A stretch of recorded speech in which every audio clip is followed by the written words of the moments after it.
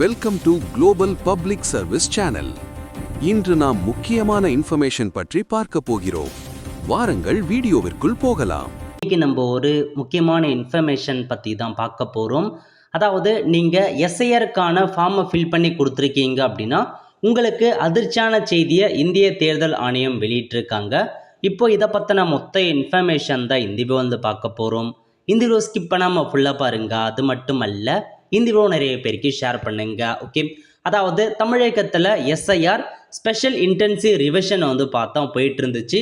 So நிறைய பேர் வந்து பாருங்கள் உங்களுக்கான எனிமிரேஷன் ஃபார்மை ஃபில் பண்ணி சம்மந்தப்பட்ட பிஎல்ஓ கிட்ட கொடுத்துருப்பீங்க. ஸோ இப்போ அதுக்கான ஃபார்ம்லாம் வந்து பார்த்தா முடிஞ்சு உங்களுக்கான வரைவு வாக்காளர் பட்டியலே வந்து வெளியிட்டாங்க. அந்த வரைவு வாக்காளர் பட்டியலில் 97 லட்சம் ஆல்மோஸ்ட் வந்து ஒரு 99 லட்சத்துக்கு மேலே அப்ளிகேஷன்ஸ், அதாவது வாக்காளர் பெயரை நீக்கியிருக்காங்க. இப்போ நீங்கள் புதுசாக அப்ளை பண்ணலாமா அந்த மாதிரி ஆப்ஷன்ஸ் கொடுத்துருக்காங்க. இதுக்கு நடுவில் வந்து ஒரு முக்கிய அப்டேட்டை கொடுத்துருக்காங்க பாருங்கள். அதாவது தமிழகத்தில் எஸ்ஐஆர் படிவத்தை சரியாக பூர்த்தி செய்யாத 10 லட்சம் வாக்காளர்களுக்கு நோட்டீஸ் அனுப்ப திட்டமிட்டிருக்காங்க. நோட்டீஸ் கிடைத்தால் நேரில் ஆஜராகி உரிய ஆவணங்களை சமர்ப்பிக்க வேண்டும் அப்படின்ற மாரி தேர்தல் ஆணையம் ஒரு உத்தரவு வந்து பிறப்பிச்சிருக்காங்க. அதாவது நிறைய பேர் என்ன நினச்சிட்டு இருக்காங்க அப்படின்னா, ஸோ எஸ்ஐஆர் ஃபார்மை ஃபில் பண்ணி கொடுத்துட்டு அந்த வரைவு வாக்காளர் பட்டியலில் நம்ம பெயர் வந்துருச்சா அப்படின்னோடனே ஸோ எல்லாமே ஓரளவுக்கு ஹாப்பியாக இருந்திருப்பீங்க. பட் என்ன சொல்லியிருக்காங்க அப்படின்னா, வரைவு வாக்காளர் பட்டியலில் உங்கள் பெயர் இருந்தாலும் சரி, நீங்கள் எஸ்ஐஆர் ஃபார்மை ஃபில் பண்ணி கொடுக்கப்ப ஏதாச்சும் வந்து மிஸ்டேக்காக இருக்குது அப்படின்னா இதில் வந்து ஒரு 10 லட்சம் பேருக்கு நோட்டீஸ் அனுப்ப போகிறோம் அப்படின்ற மாரி சொல்லிட்டாங்க. அந்த நோட்டீஸ் உங்கள் வீடு தேடி உங்கள் அட்ரஸுக்கு வந்து பார்த்தா போஸ்டல் மூலமாக வருங்க. அப்படி நோட்டீஸ் வரும் பட்சத்தில் நீங்கள் டேரெக்டாக வந்து பார்த்தீங்கன்னா போயிட்டு சம்மந்தப்பட்ட அந்த ஆஃபீஸை அணுகி நீங்கள் அதுக்கான எவிடன்ஸை வந்து சப்மிட் பண்ணணும் அப்படின்ற மாரி வந்து சொல்லியிருக்காங்க. அதாவது உங்களுக்கு எனிமிரேஷன் ஃபார்மை கொடுத்துருப்பாங்க. அந்த எனிமிரேஷன் ஃபார்ம் செகண்ட் பேஜில் வந்து பாருங்கள் உங்களுக்கான ஒரு இன்ஸ்ட்ரக்ஷன்ஸ் கொடுத்துருப்பாங்க.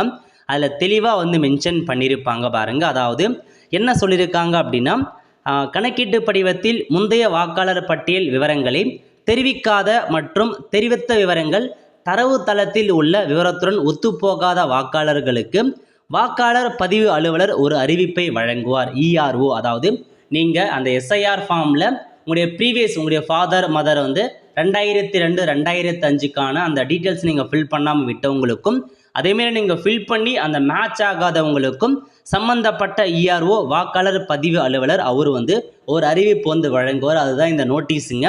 அந்த அறிவிப்பை பெறும் வாக்காளர்கள் கீழ்கண்ட வகைகளுக்கு ஏற்ப ஆவணங்களை சமர்ப்பிக்க வேண்டும். ஸோ நோட்டீஸ் அனுப்புவாங்க. அந்த மாதிரி நோட்டீஸ் வந்தவங்க இதில் கொடுத்துருக்க ஒரு 13 டாக்குமெண்ட்ஸ் கிட்ட கொடுத்துருக்காங்க.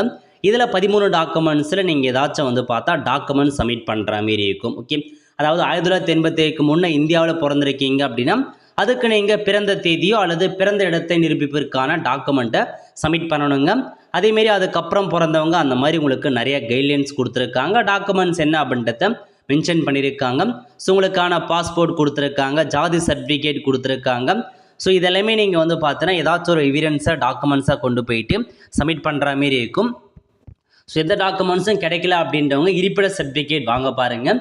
இப்போ இருப்பிட சர்டிஃபிகேட் ஆன்லைன் மூலமாக வாங்கணும் அப்படின்ற அவசியம் கிடையாது. உங்களுக்கு ஜனவரி மந்த் வரையும் டைம் கொடுத்துருக்காங்க. ஆன்லைனில் வாங்காத டேரெக்டாக சம்மந்தப்பட்ட டெப்டி தாசர்கிட்ட போயிட்டு மேனுவலாக ஃபார்ம் இருக்குது, அந்த ஃபார்மை கொடுத்து இருப்பிட சர்டிஃபிகேட்டை வாங்கி அதையும் நீங்கள் சப்மிட் பண்ணலாம் அப்படின்ற மாரி வந்து ஒரு அறிவிப்பு கொடுத்துருக்காங்க.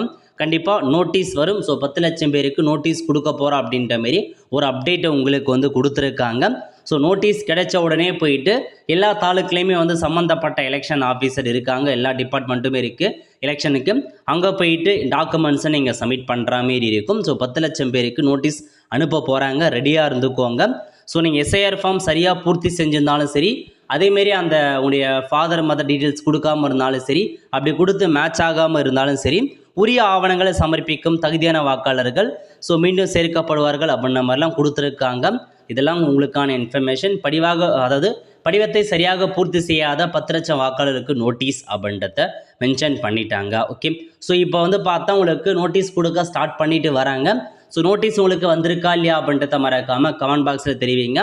வந்தவங்க பயப்படாமல் நீங்கள் டேரெக்டாக எலெக்ஷன் ஆஃபீஸ் எங்கே இருக்குன்னு கேட்டு தெரிஞ்சுட்டு போயிட்டு உங்களுக்கான டாக்குமெண்ட்ஸஸ் கொடுத்துட்டீங்க அப்படின்னா ஸோ பிரச்சனை கிடையாது. வாக்காளர் அப்படியே உங்கள் பெயர் இது பண்ணி அப்படியே இருக்கும்.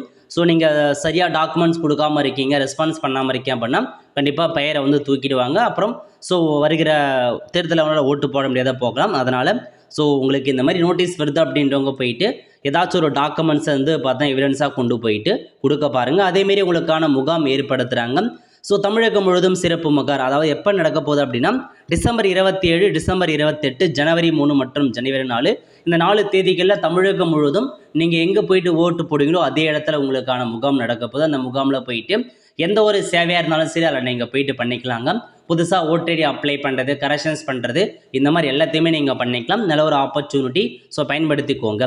ஒல்ல ஃப்ரெண்ட்ஸ், ஸோ இதான் உங்களுக்கான இன்ஃபர்மேஷன். கண்டிப்பாக இந்த வீடியோ பிடிச்சா லைக் பண்ணுங்கள். அது மட்டுமல்ல, இந்த வீடியோ நிறைய பேருக்கு ஷேர் பண்ணுங்கள். அடுத்த ஒரு நல்ல வீடியோ சந்திப்போம். நன்றி, வணக்கம்.